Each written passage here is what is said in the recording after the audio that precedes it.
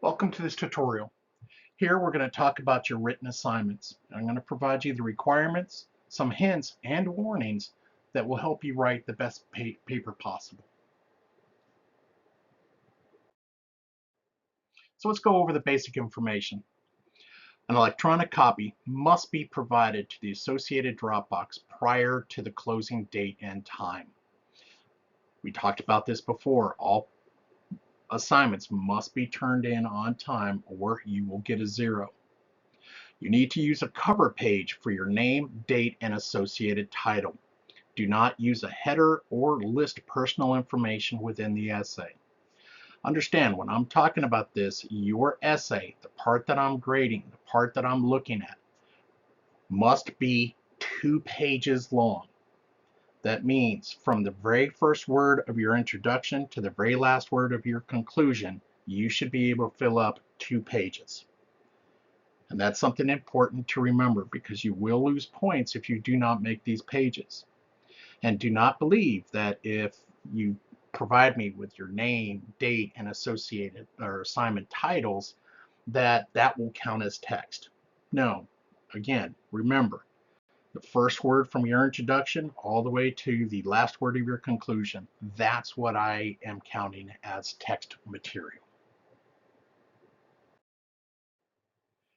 Now, the essay must be double spaced throughout the paper, so we're not talking about an awful lot of work here. Maintain the standard 1-inch margins throughout the paper, and I want you to use 12 times New Roman font on all of the papers.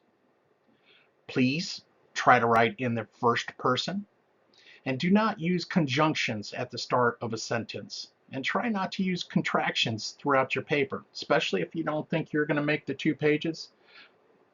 Instead of going don't but do not, might just put you a little bit closer to making that 2-page goal. And again, failure to follow these directions will result in the loss of points. Now, I know this kind of sounds nitpicky, and I wish I didn't have to be like this, but unfortunately, some of the students before you made this necessary. The only way that I can ensure that you guys are writing the paper that is standard, that is going to be graded fairly and basically not allow anyone to have any advantages over another individual, is by making sure that everyone follows these conditions. Again, I wish I didn't have to be like this, but unfortunately, students before you made this necessary.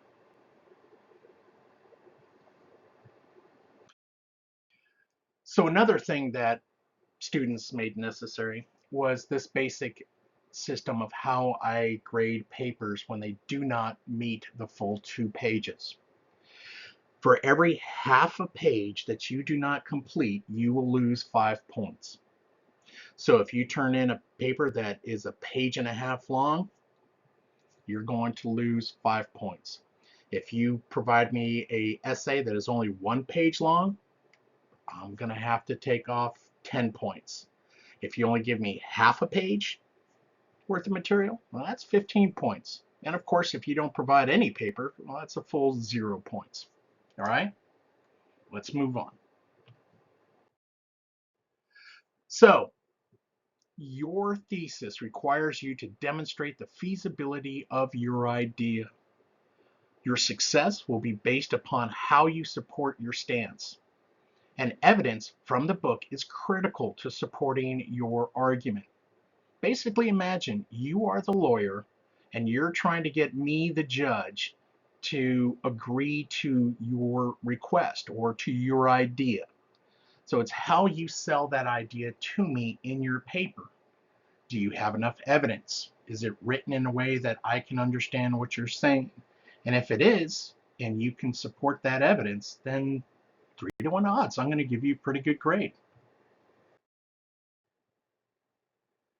So your paper is going to be presented through a very set structure. And part of the reason why I have to do this is because of the fact that this is also how I prevent people from using AI. So understand that you are going to have this paper organized the way that I am demonstrating here. In addition to that, an organized paper helps the reader understand the argument and identify its components. Now, your essay will have 5 paragraphs: an introduction paragraph, 3 supporting paragraphs, and a conclusion paragraph.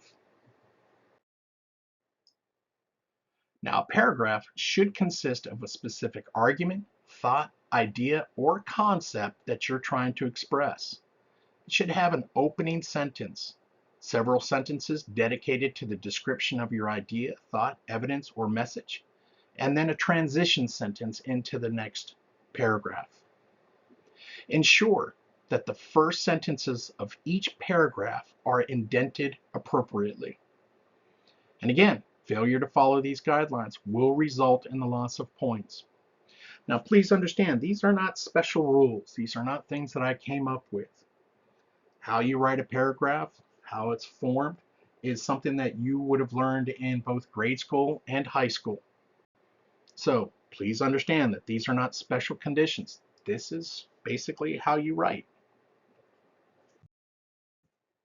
So your introduction should open your paper, and it must provide a clear thesis or argument, as well as 3 brief and specific supporting examples validating your argument. To gain full points, it is best to write the introduction with an opening statement that encourages additional reading. And please note that the 3 supporting examples must be separate and distinct from each other. So let's talk about those 3 supporting points. The 3 paragraphs that are going to be dedicated to your supporting points and relate to the introduction are also going to be known as the paper's body. It must be dedicated to the 3 specific supporting points of evidence or examples which support your essay's thesis or argument listed in the introduction and conclusion. Again, please note that the 3 supporting examples must be separate and distinct from each other. What do I mean by that? Well, quite often what we have are students who mix up the difference between a general concept to a specific concept. And here's a good example. If we were going to write about World War II, and I asked you to provide me 3 of the major conflicts that were a part of World War II, you would provide me with the United States versus Japan, Britain versus Germany, and Russia versus Germany. Those are the 3 major conflicts. But if you were to write down, or you were to tell me about Pearl Harbor, well, that is something that actually belongs to United States versus Japan. And if you did something to the effect of providing me three examples that were Pearl Harbor, Midway, and the dropping of the nuclear bomb on Hiroshima, those are not separate and distinct. Okay, those are specific events that happened in one of the conflicts I was asking you to write about. Again, what I'm looking for is not the detailed information. I just want the general information related to specific events or to specific ideas. And you'll find instructions on that with every single one of your essays. Now, each paragraph must be a minimum of 4 sentences. And again, failure to follow these guidelines will result in the loss of points. Now, the supporting points used in the essay are going to represent the evidence and examples or supporting material from your textbook that supports your thesis, your argument. Failure to use your textbook will end up in the loss of points. And I tell you, do not use material from the internet or class lectures unless I have cleared it. Definitely do not use material from the internet. It will result in the loss of points. All evidence and examples must be factual, specific, and relevant to support your position. And again, failure to provide factual, specific, relevant information will result in the loss of points. The 3 supporting examples must be, as I stated before, separate and distinct from each other. Do not repeat ideas, information, or material found in the other examples. Citations are required for the essays, and the citations are simple. They're in-text citations that will include an abbreviated title of the material you're using, in other words, an abbreviated title of your textbook, and the page number that you got the information from. Now, put this next to the critical information that you're telling me that supports your argument. And again, I hate to keep saying this, but it's something I need to drill into some of the students' heads. Failure to follow these guidelines will result in the loss of points. So let's go to the conclusion. Your conclusion should repeat the argument and thesis that you stated in the introduction. And again, briefly restate the 3 separate and distinct supporting points that you used in order to prove your thesis. And then, of course, you're going to provide me with your closing statements, your closing ideas. So grammar and spelling. Just like any paper, just like any assignment, you are required to ensure that your essay contains proper punctuation, capitalization, grammar, and spelling. And by the way, there's a real easy way to at least make sure that most of this is done, and that is to use your spell checker. On Microsoft Word, there are ways that you can check your work, and it will tell you when you have a misspelled word or a sentence is not properly used, or in some cases that you need to use a capitalization. Again, try to avoid using conjunctions to start a sentence. Be careful not to write run-on sentences or short, choppy bullet statements. And again, failure to follow these requirements will be resulting in the loss of points. Remember, big time, do not use AI to write your papers. Do not plagiarize any part of your essay. Avoid trying to ignore the requirements to get to 2 pages. Like, let's say you're going to mess with the margins, or you're going to use larger font so that your paper will give me the appearance of being 2 pages long. Because what I'm going to do is I'm basically going to recognize that.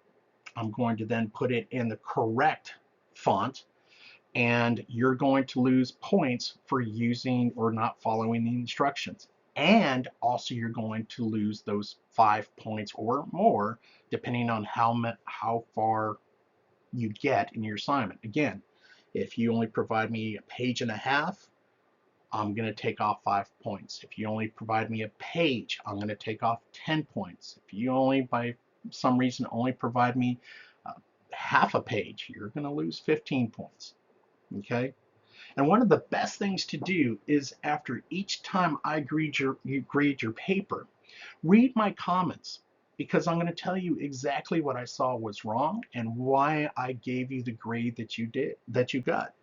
And you can use that information to ensure that your next paper is better than the previous paper.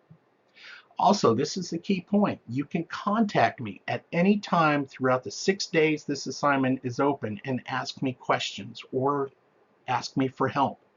That's what I'm here to do. Understand, these papers are not that complicated, and they're basically going to follow the same rules that you followed when you were in grade school or high school. And it's critical that you try to write the best paper possible. These are worth 40 points each. And the last thing I want to do is take off points for stupid little things. So again, feel free to contact me if you have any questions related to these essays. All right, good luck.